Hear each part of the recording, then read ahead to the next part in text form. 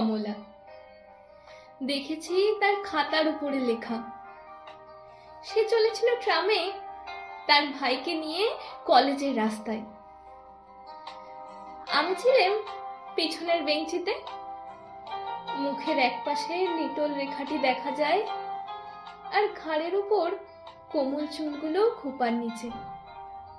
কোলে তার ছিল বই আর খাতা। যেখানে আমার নাম্বার সেখানে আর নামা হলো না।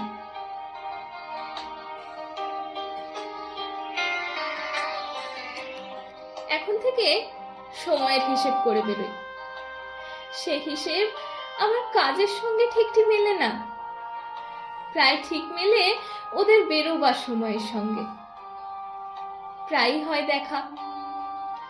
মনে ভাবি আর কোনো সম্বন্ধ না থাক, ও তো আমার সহযাত্রী নেই। নির্মল বুদ্ধির চেহারা ঝকঝক করছে যেন। সুকুমার কপাল থেকে চুল ওপরে তোলা, উজ্জ্বল চোখের দৃষ্টি নিঃসংকোচ। মনে ভাবি কোনো একটা সংকট দেখা দেয় না কেন, উদ্ধার করে জন্ম সার্থক করি। রাস্তার মধ্যে কোনো একটা উৎপাত, কোনো একজন গুন্ডার স্পর্ধা, এমন তো আজকাল ঘটেই থাকে। কিন্তু আমার ভাগ্যটা যেন ঘোলা জলের ডোবা, বড় রকম ইতিহাস ধরে না তার মধ্যে। নিরীহ দিনগুলো ব্যাঙের মতো একঘেয়ে ডাকে, না সেখানে হাঙর কুমিরের নিয়ন্ত্রণ, না রাজহাঁসের।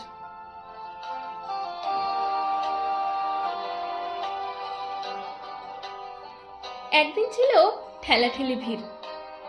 কমলার পাশে বসেছে একজন আধা ইংরেজ। ইচ্ছে করছিল অকারণে টুপিটা উড়িয়ে দিই তার মাথা থেকে, ঘাট ধরে তাকে রাস্তায় দিই নামিয়ে। কোনো ছুতো পায়নি, হাত নিষ্পিস করে। এমন সময়ে সে এক মোটা চুরুট ধরিয়ে টানতে করলে শুরু। কাছে এসে বললুম, ফেলো চুরুট। যেন পেলেই না শুনতে। ধোঁয়া ওড়াতে লাগলো বেশ জোরালো করে। মুখ থেকে টেনে ফেলে দিলাম চুরুট রাস্তায়। হাত মুঠো করে পাকিয়ে একবার তাকালো কটমট করে, আর কিছু বললে না। এক লাফে নেমে গেল। বোধহয় চেনে আমাকে। আমার নাম আছে ফুটবল খেলায়, বেশ একটু চওড়া গোছের নাম। লাল হয়ে উঠলো মেয়েটির মুখ। বই খুলে মাথা নিচু করে ভান করলে পড়বার। হাত কাঁপতে লাগলো। কটাক্ষেও তাকালি না বীর পুরুষের দিকে। আপিসের বাবুরা বললে, বেশ করেছেন মশাই। একটু পরেই মেয়েটি নেমে পড়লো অজায়গায়।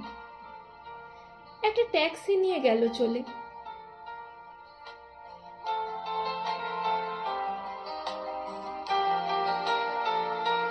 পরদিন তাকে আর দেখলুম না, তার পরদিনও না। তৃতীয় দিনে দেখি একটা ঠেলা গাড়িতে করে চলেছে কলেজে। বুঝলুম ভুল করেছি গোয়ারের মতো। ও মেয়ে নিজের দায় নিজেই পারে নিতে, আমাকে কোনো দরকারই ছিল না। তা আবার বললুম মনে মনে, ভাগ্যটা ঘোলা জলে ডোবা। বীরত্বের স্মৃতি মনের মধ্যে কেবলই আজ আওয়াজ করছে কোলা ব্যাঙের ঠাট্টার মতো। ঠিক করলুম ভুল শোধরাতে হবে।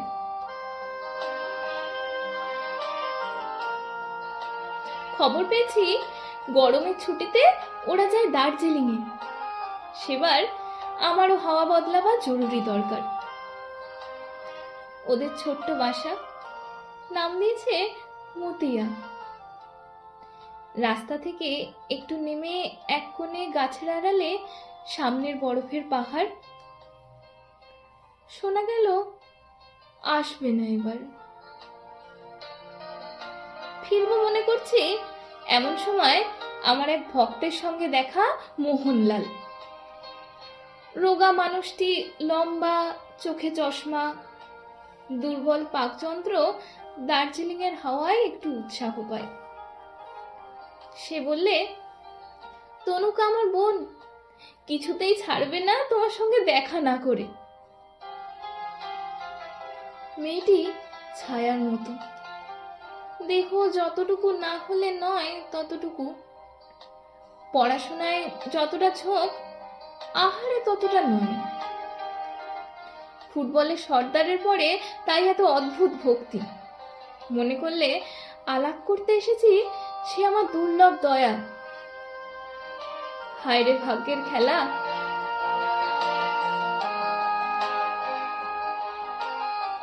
যেদিন নেমে আসবো তার দুদিন আগে তনুকা বললে, একটি জিনিস দেব আপনাকে যাতে মনে থাকবে আমাদের কথা। একটু ফুলের গাছ। এক উৎপাত, চুপ করে রইলেম। তনুকা বললে, দামি দুর্লভ গাছ, এদেশের মাটিতে অনেক যত্নে বাঁচে। জিজ্ঞেস করলাম, নামটা কি? সে বললে, ক্যামেলিয়া। চমক লাগলো। আরেকটা নাম ঝলক দিয়ে উঠল মনের অন্ধকারে। হেসে বললেন, ক্যামেলিয়া? সহজে বুঝি এর মন মেলে না। তনুকা কি বুঝলে জানি নে, হঠাৎ লজ্জা পেলে, খুশিও হলো। চললেন টপ শুদ্ধ গাছ নিয়ে। দেখা গেল পার্শ্ববর্তিনী হিসেবে সহযাত্রিনীটি সহজ নয়। একটা দো কামরা গাড়িতে টপটাকে লুকালাম নাবার ঘরে। থাকে ভ্রমণ বৃত্তান্ত। বাদ দেওয়া যাক আরো মাস কয়েকের তুচ্ছতা। পুজোর ছুটিতে প্রহসনের জবনিকা উঠল সাঁওতাল পরগনা। জায়গাটা ছোট, নাম বলতে চাইনি। বায়ু বদলের বায়ুগ্রস্ত দল এ জায়গার খবর জানি না। কমলার মামা ছিলেন রেলের ইঞ্জিনিয়ার। এইখানে বাসা বেঁধেছেন শালবনের ছায়ায়, কাঠবিড়ালিদের পাড়ায়। সেখানে নীল পাহাড় দেখা যায় দিগন্তে। অদূরে জলধারা চলেছে বালির মধ্যে দিয়ে। পলাশবনে তসরের গুটি ধরেছে।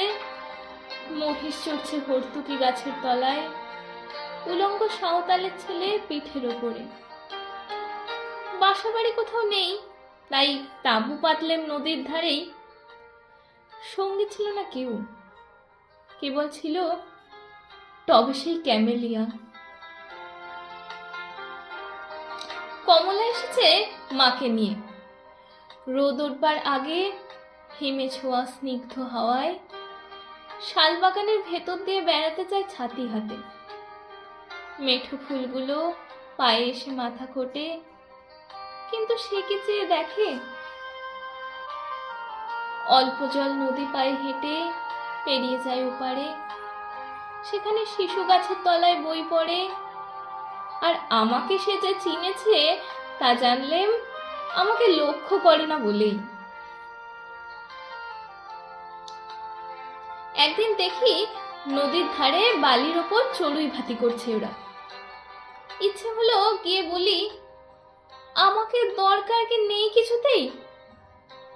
আমি পারি জল তুলে আনতে নদী থেকে, পারি বন থেকে কাঠ আনতে কেটে, আর তাছাড়া কাছাকাছি জঙ্গলের মধ্যে একটা ভদ্র গোছের ভালুকও কি মেলে না?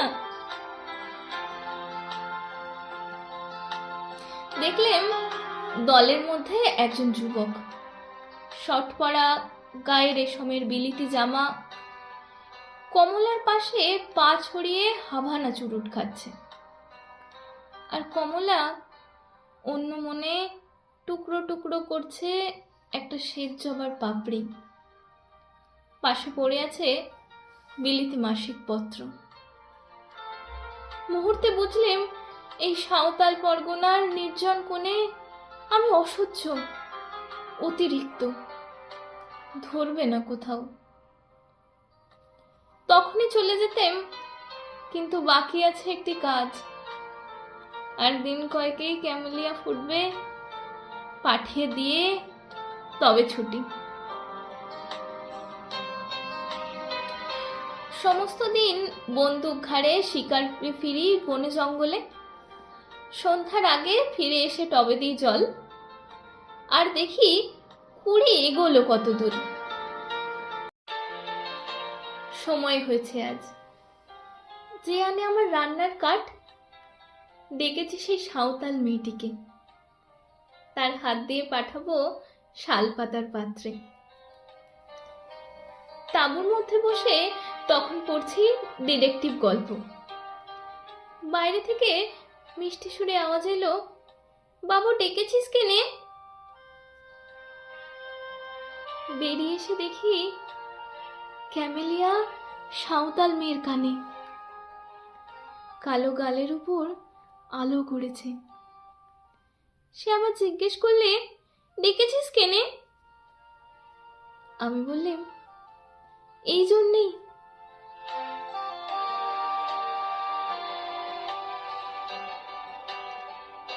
তারপর ফিরে এলাম কলকাতায়।